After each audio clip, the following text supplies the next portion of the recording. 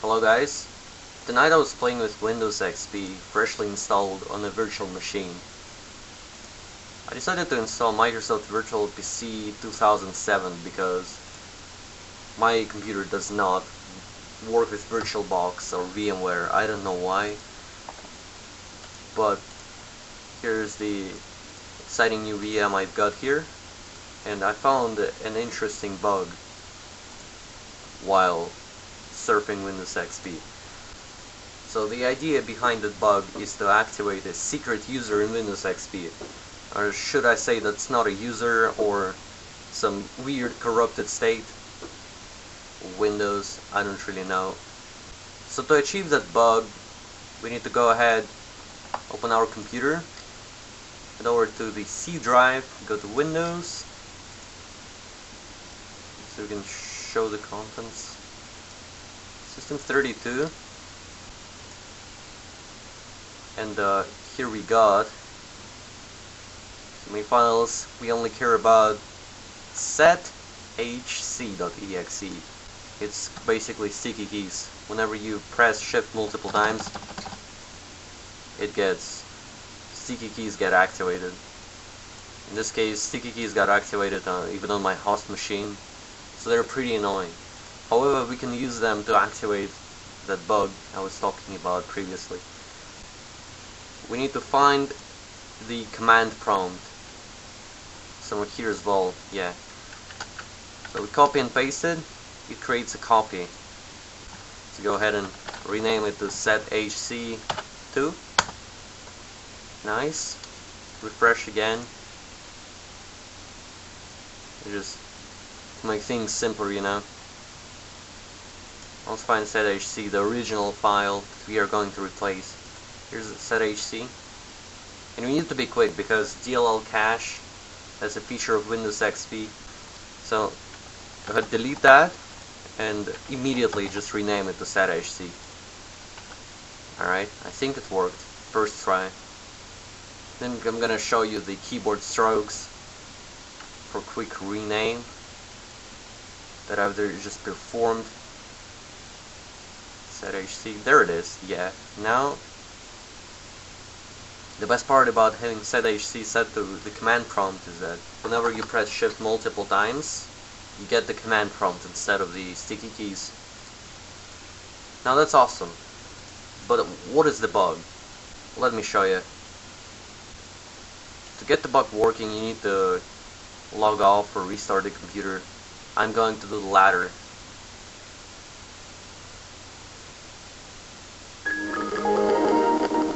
It's going to take a while, so I'm going to cut it out.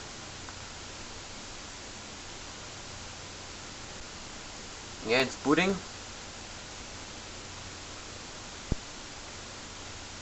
We will need to activate the sticky keys during the startup process. Or should I say the logon procedure. Basically on the login screen you need to click shift multiple times. It will bring up the sticky keys dialog. However, since we have replaced it with the command prompt, it's going to bring up the command prompt. Pretty simple. Good, now we are onto the login screen. The sticky keys also work on the login screen. Boom.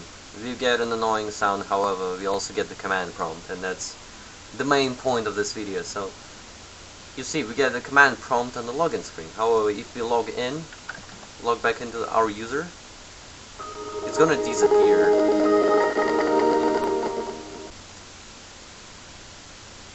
Just log off again.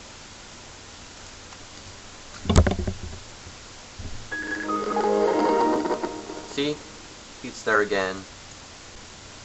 So there is probably a different user involved that I can't see. There are lots of things you can do with this command prompt. You can start the shell explorer. It is going to set up a desktop for some reason, and I have set it up with my user account. It's gonna take a little bit, but it's worth it. Here we go. I think the shell has initialized. Here's the system user, all caps. Go ahead and click on the configuration. Oh, and here we get something corrupted. Null is null or not an object. I don't really know what that is, however. That's pretty funny, in my opinion. Another great thing we can do with the command prompt, we can close the login screen. For that we need the task manager. Task mgr. Hop in there. Find logon UI. It doesn't show in the applications because it's a system task. Let's end the process. Do it. Boom. We get a different logon screen this time. It's a fallback, I guess. You can just click Ctrl-Alt-Delete, but we just terminated logon UI. That works as well. Now there is a broad arrangement of things you can do with the command prompt. However, I think the best part is the control panel. I don't think it works. Yeah, it just doesn't start. Oh wait, it does. However, it's just broken. Look at this. It asks me to pick a category, but it's not really a category view, it's just a list of things. User accounts don't work. I think other control panel applets do work. I haven't verified, but it's pretty cool. Ah, the system does not work, it just beeps at me. Okay. Oh, it wasn't system, it was the start menu selection, wasn't it? Oh, it just froze. Now you can probably Ctrl-Alt-Delete. It'll bring up the task manager, not on my host, but in the VM. I think it's Alt-Delete for the... Oh wait, never mind. The control panel is... Oh, the Explorer has crashed. Not great, let's restart it.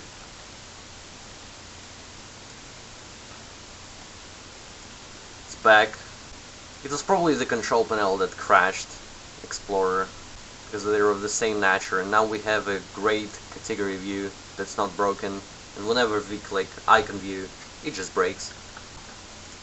Now we terminated the command prompt as well, so we have to reactivate the glitch. Run Explorer again. We can run the normal Explorer from here. Nothing much is happening, however, the status bar breaks.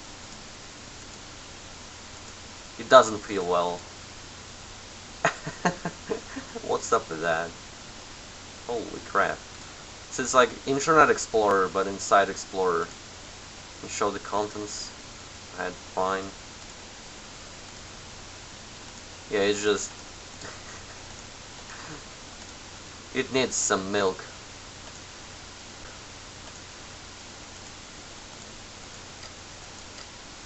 We can navigate again. We lost the information bar to the left. It's also great.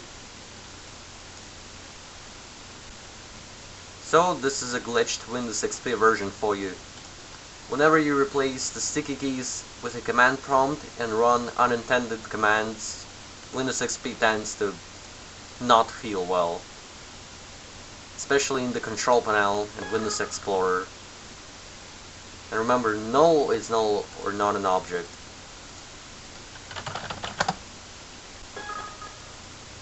Can't log in because I have no password.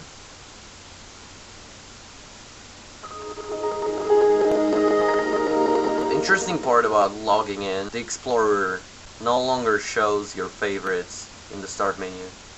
And then it just crashes. So yes, here's a little Windows XP glitch for you. Come explore it if you want. Thank you for watching.